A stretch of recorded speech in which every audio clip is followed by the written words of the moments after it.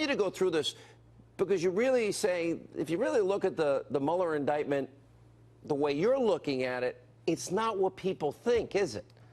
You know, I think you need to look at this indictment in conjunction with the testimony of Facebook and other social media executives on Capitol Hill a few months ago. There's a lot of stuff that they talked about that's not in the indictment.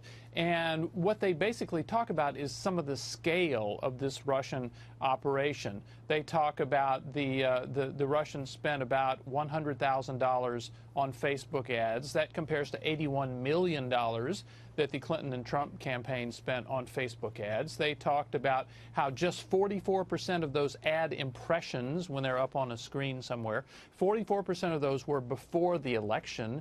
56% were after the election, where they obviously had no chance of influencing the election. And the amount of money that the Russians spend in some key states, because as you know, in the indictment, it talks about how the Russians became sophisticated. They learned what purple states were, and they were directing their efforts. In the state of Pennsylvania, according to Facebook, they spent $300.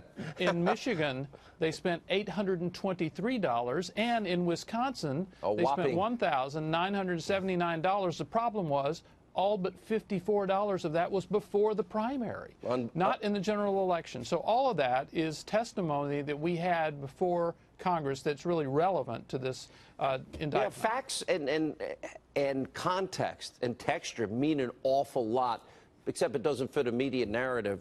That's great reporting about Russian influence and ignore the Hillary Clinton bought and paid for Russian government dossier, can we? Last word, Byron.